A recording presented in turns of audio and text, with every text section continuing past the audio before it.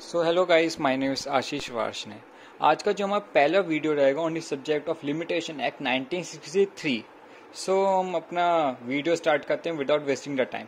But इससे पहले मैं थोड़ा सा जनरल आइडिया दे देता हूँ लिमिटेशन एक्ट में हम क्या पढ़ेंगे।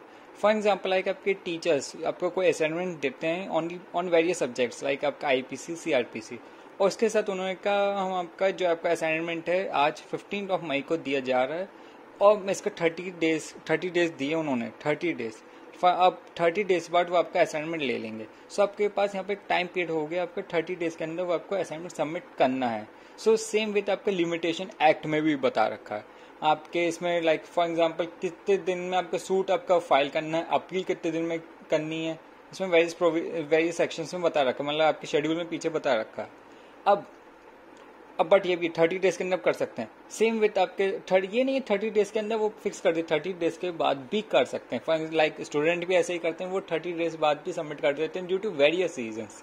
सेम विथ आपका इसमें भी है वो एक पीरियड ऑफ लिमिटेशन के बाद भी कर सकते हैं। बट वो कहाँ कर सकते हैं मैं आगे जो मेरी नई वीडियो आएंगी उसमें मैं आपको बता दूंगा। ठीक। सो देखिए इसमें लिमिटेशन एक्ट में क्या हर एक्ट में दो डेट्स होती हैं, एक इनैक्टमेंट डेट होती है, एक इन्फोर्समेंट डेट होती है। इनैक्टमेंट डेट वो डेट होती है कब आपका ये एक्ट बना, और इन्फोर्समेंट डेट वो डेट होती है कब ये एक्ट लागू हुआ।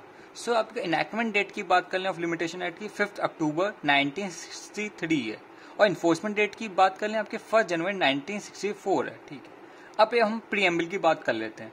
अब जैसे आपके हर एक्ट में आपका प्रीएम्बल होता है, सेम विथ इसमें भी है। लाइक आपके जैसे कॉन्स्टिट्यूशन प्रीएम्बल दे रखा है we the people of India. अब इसकी प्रीएम्बल की हम बात कर लेते हैं क्या limitation. The preamble of the act indicates that the limitation act was pass करा गया, किसके लिए पास कर, to consolidate and amend the laws. Consolidate combined करने के लिए कि आपके जो आपके अमेंड द लॉस जो कि रिलेट करते हैं for the purpose of limitation of suit से रिलेटेड और अदर प्रोसीडिंग्स के, क्या जो अदर पर्पसेस हैं जब ये इससे कनेक्टेड देयर विथ होते हैं। ठीक है, ये आपका प्रीएम्बल बात करता है। ठीक है, अब जो आपका ये लिमिटेशन एक्ट है ये लॉ कमीशन की 3rd रिपोर्ट में पास हुआ था, जो कि उन्होंने कब दी थी 27 जुलाई 1956। देखिए यहाँ पर हम पढ़ लेते हैं। The act has been pass seeking to incorporate the recommendations of the law commission in the 3rd report, जो कि आपकी डेटेड दी गई थी 27 जुलाई 1956 में। अब हम एक जनरल आइडियाज में देख लेते हैं क्या क्या आपकी लिमिटेशन एक्ट में दे रखा। द एक्ट कंटेन्स 32 सेक्शन है, टोटल नंबर ऑफ सेक्शन इसमें 32 है, विद अ शेड्यूल जिसमें कंप्राइजिंग ऑफ 137 आर्टिकल्स हैं, जो कि आपके एक टेबुलर फॉर्म में दे रखा है, जिसको हम तीन डिविजन्स में बांट रखा है, एक सूट्स में, अपील्स में एंड एप्लीकेशंस में, with their server description and period of limitation बता रखा है indicated in their respective column. अब जो आपका पहला कॉलम है उसमें देखिए the first column of the schedule describes, क्या बताता है, the nature of the suits क्या है, अपील्स के बारे में और एप्लीकेशंस के बारे में। सो पहला कॉलम तीन चीजों के बारे में बताया, सूट्स, अपील्स और एप्लीकेशंस। इसके जो सेकंड कॉलम है उसमें बता रखा है the mention the period of limitation, और जो इसकी थर्ड कॉलम है is starting point of such period बताती है, क्या स्टार्टिंग पॉइंट रहेगा इस टाइम पीरियड का।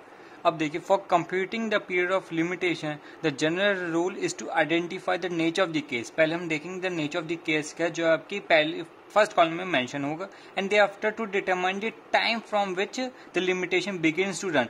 अब हम थर्ड कॉलम में देखेंगे, ये देखेंगे जो आपका लिमिटेशन पीरियड है कब से बिगिन टू रन, कब से स्टार्ट होगा। और फिर हम थर्ड कॉलम में आएंगे, जो आपने थर्ड कॉलम सेकंड कॉलम में आएंगे, and they after the period of limitation in second column में हम ये देखेंगे। सो इट मींस हम पहले फर्स्ट कॉलम में देखेंगे जो आपका हमारा नेचर ऑफ द केस क्या है, फिर हम थर्ड कॉलम में देखेंगे जब हमें पीरियड ऑफ लिमिटेशन कब से स्टार्ट होगा, फिर हम वापस अब सेकंड कॉलम में आएंगे जो आपका पीरियड ऑफ लिमिटेशन बता रखा होगा उसमें। अब मैंने जो आपको ये ऊपर बताया कैसे हम कंप्यूट करेंगे पीरियड ऑफ लिमिटेशन को, इसी को रिलेटेड मैंने एक केस से बता रखा है। फॉर एग्जाम्पल एक केस दे रखा है मैंने फॉर कंपनसेशन फॉर लाइबल। अब लाइबल क्या होता है, एक रिटन डिफॉर्मेशन होता है। अब ये for compensation of liable first column में दे रखा है अब शेड्यूल में पहले उसमें। फिर हम देखेंगे ये जब का लाइबल है कब पब्लिश हुआ था, रिटन डिफॉर्मेशन कब पब्लिश हुआ था, when the liable is publish, ये आपका थर्ड कॉलम में दे रखा है। ठीक है, अब ये पता चल चुका। अब हम ये देखेंगे कितने समय का लिमिटेशन पीरियड दे रखा है, इसका दे रखा है for filing for this purpose 1 साल का दे रखा है लिमिटेशन पीरियड, जो कि आपके सेकंड कॉलम में दे रखा है। सो हमें तीनों चीज पता लग गई। पहले फर्स्ट कॉलम में आपका कंपनसेशन फॉर लायबल देखा क्या दे रखा है, अब ये चीज कब पब्लिश हुई, थर्ड कॉलम में पता चल जाएगी इससे। अब थर्ड कॉलम के बाद हम कंप्यूट देखेंगे पीरियड ऑफ लिमिटेशन कब कितने साल का दे रखा है। इसमें हमारा जैसे कंपनसेशन फॉर लायबिल का 1 साल के अंदर दे रखा, जो कि हमारे सेकंड कॉलम में दे रखा है। अब जो हमारे सेक्शन है, जैसे मैं आपको बताया था, इसमें 32 सेक्शन हैं टोटल। सो हम इस 32 सेक्शंस को कैसे डिवाइड कर रखा है, वैसे हमारे 5 पार्ट्स में डिवाइड कर रखा है। पहले जो पार्ट है उसमें सेक्शन 1 से लेकर 2 तक है, जिसमें आपको बता रखा है प्रिलिमिनरी मैटर्स क्या है, लाइक शॉर्ट टाइटल के एक्सटेंट कहाँ ये अप्लाई होता है, कमिटमेंट ऑफ द एक्ट बता रखा है, डेफिनेशन ऑफ द सर्टेन कुछ टर्म्स के बता रखा है। तो ये सब चीजें आपकी सेक्शन 1 और 2 में बता रखी है।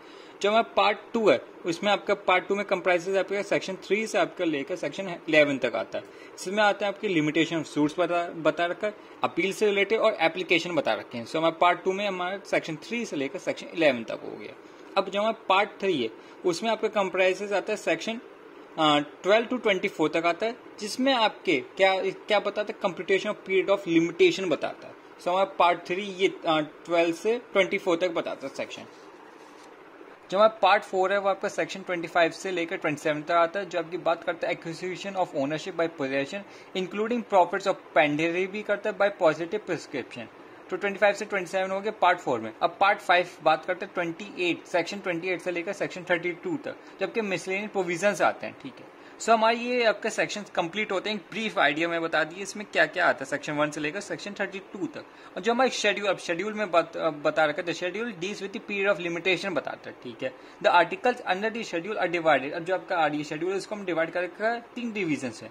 अब पहला डिवीजन की बात कर ले, इसमें आता है आपके सूट्स। जो आपका सूट्स कंप्राइजेस में आता है आर्टिकल 1 से लेकर 113 तक। ठीक है, अब सेकंड डिवीजन की बात कर लें, ये अपील्स की बात करता है, आर्टिकल 114 से लेकर 117 तक।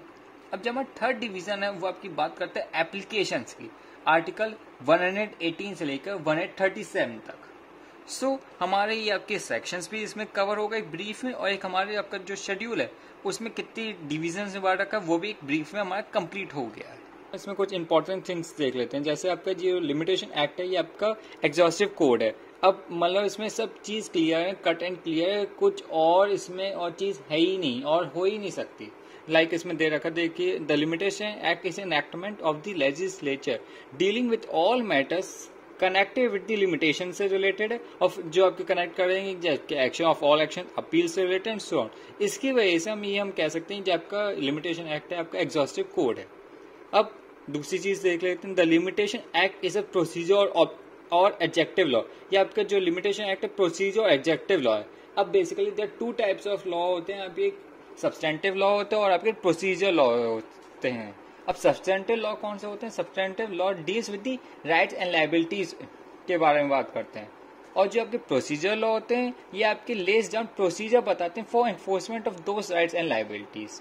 अब हम जैसे कुछ एग्जांपल ले लेते हैं, जैसे आपके सब्सटेंटिव लॉ के होकर contract act 1872, partnership act 1932, transfer property act 1882 और आईपीसी 1863। ये आपके एग्जांपल्स हो गए आपके सब्सटेंटिव लॉ के।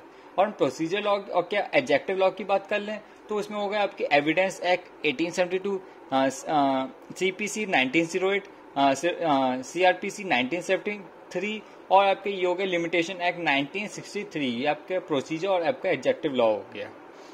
अब इसका ऑब्जेक्ट क्या है, इस एक्ट का उद्देश्य क्या है? अब the object of the act is not to create, बनाना कि डिफाइन करना नहीं है क्या कॉज ऑफ एक्शन क्या है, किस वजह से हुआ, बट सिंपली टू प्रिस्क्राइब करना है द पीरियड बताना है कि जिस उस पीरियड में हम अपना एग्जिस्टिंग राइट इन्फोर्स करवा सके इन कोर्ट्स में। सो सिंपली कोई आपका क्रिएट और डिफाइन करना नहीं है आपका कॉज ऑफ एक्शन का, सिंपली ये है आपका पीरियड बताता है उस पीरियड में हम अपना जो आपका ये राइट है हम आपका इन्फोर्स करवा सके इन कोर्ट्स में। अगर आपको ये वीडियो अच्छा लगा हो तो प्लीज़ लाइक बटन पर ज़रूर क्लिक कर दें और प्लीज़ सब्सक्राइब बटन पर और क्लिक कर दें, जिससे जो भी मेरे नेक्स्ट वीडियो आए उसके बारे में आपको पता लग सके।